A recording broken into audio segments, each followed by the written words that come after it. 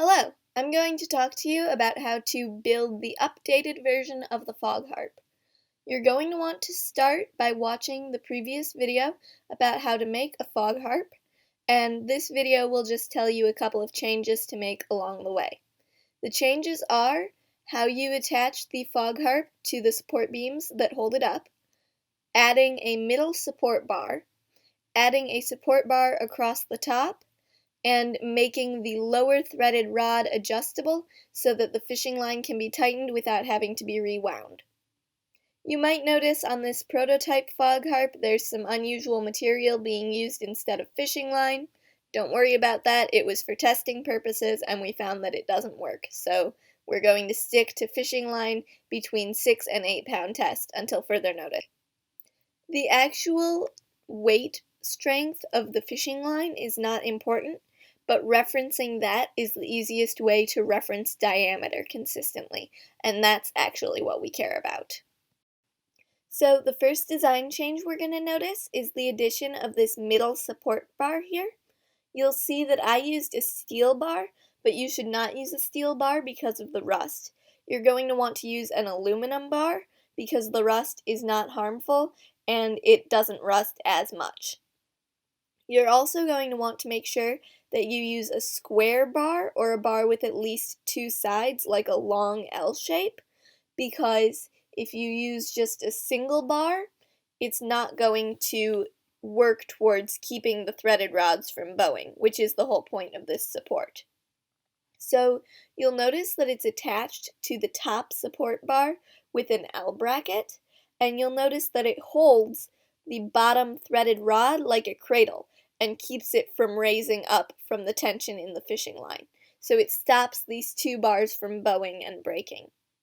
You're going to want to make sure that you don't cut the lower cradle support slot too deep, or else the bar will not stop the lower threaded rod from bowing and therefore would be useless. The next design change we're going to notice is this top support bar here. It's held in place by L brackets and a screw going in from the sides of the frame of the Fog Harp. You'll note that it's holding up that top threaded rod, but not disrupting the spacing of the fishing line. It's also really important that this bar goes on the top and not the bottom, because the wood will absorb water as it drips down the Fog Harp and reduce the amount of water collected if you place it at the bottom. But if you place it at the top, we won't have this problem. The purpose of this bar is to keep the threaded rods from bowing and to keep the fishing line tight.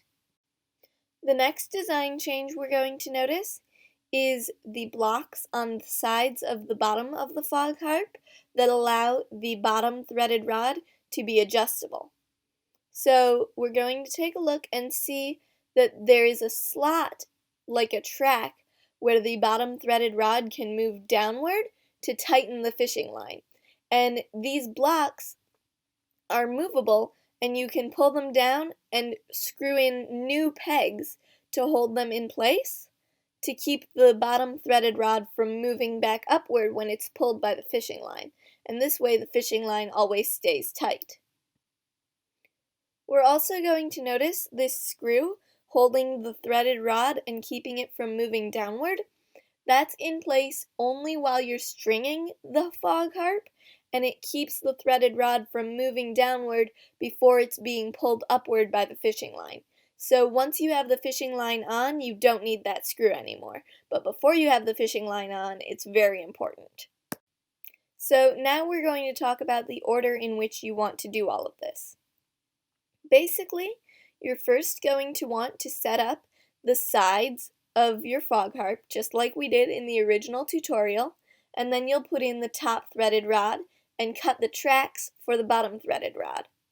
You'll attach the top support bar and then the middle support bar to the top support bar, and then you will fit the bottom threaded rod into place.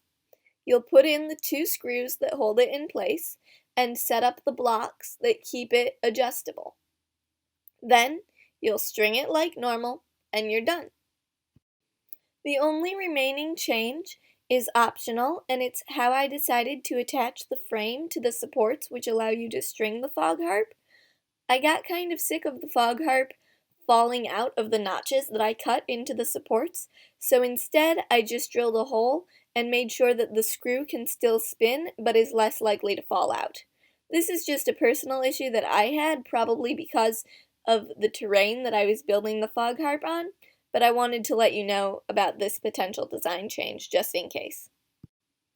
As always, please contact me if you have any questions. I know that this video might be a little more confusing than my others, so please feel free to reach out if you have any problems during the construction process.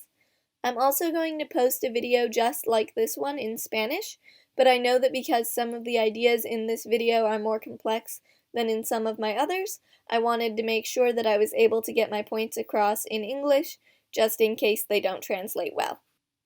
Thanks for watching!